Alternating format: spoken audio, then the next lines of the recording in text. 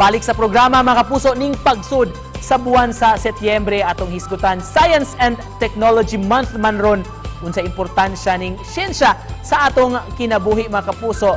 Atong maila-ila kini usa ka sugbuano ni siya mga kapuso, bansay kaayo sa robotics ug innovator ni siya. Makauban ta karong buntaga Sherwin Yap. Good morning Sir Sherwin. Maayong buntag, welcome sa programa. Kumusta sir og paki-greet sa atong mga kapuso dinhi sa Central ug sa Eastern Visayas.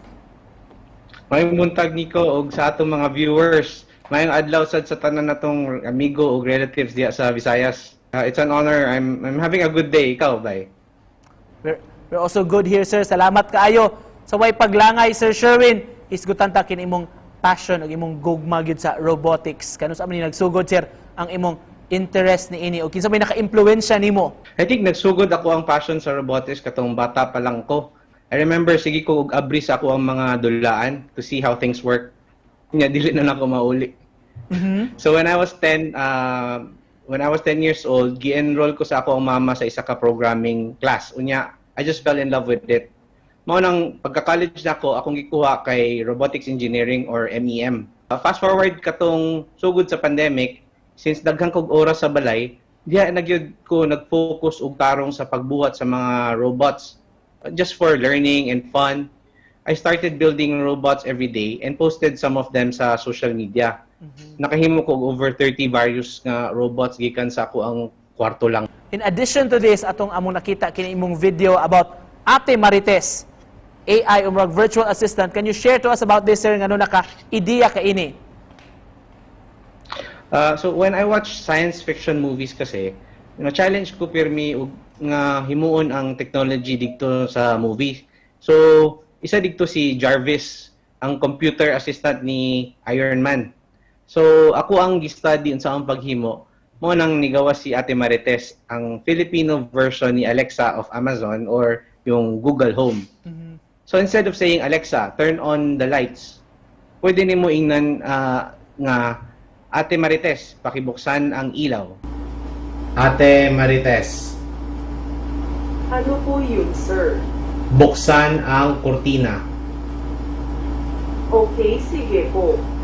Okay, Google. Open the curtain. Got it. Opening the curtain. Got it. Opening the curtain. Ning unang adlaw sir sa buwan sa Setyembre, giselebrar nato Science and Technology Month para nimo. Kumusta man maka-level na ba atong technology globally?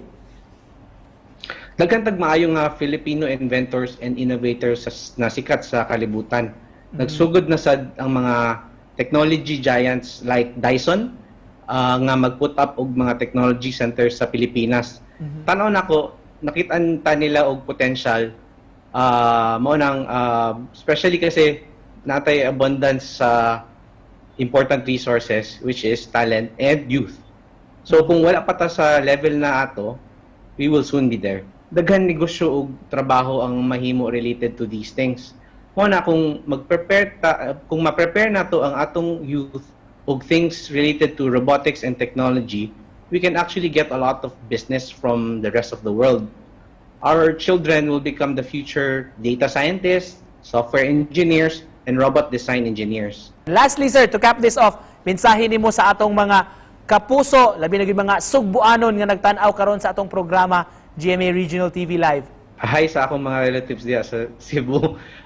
Karong nagka-pandemic, nakita nato nga pwede ta mag-work virtually, mag-interview virtually, di ba?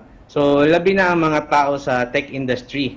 So this levels the playing field in terms of connectivity. So ang kailangan na lang nato karon is to prepare our youth to cater to this new demand from the world. Ato ang tabangan ng ato ang educational system para i-future-proof ang mga estudyante by incorporating coding and robotics into their classes, even as early as elementary.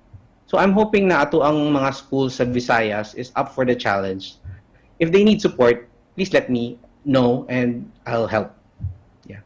Wow, thank you so much sir pagkanindot ani nga inisyatibo og advocacy gikan kanimo mga kapuso. Subuanong innovator si Sir Sherwin Yap. Daghan kayong salamat Sir Sherwin for joining us. Salamat, Nico.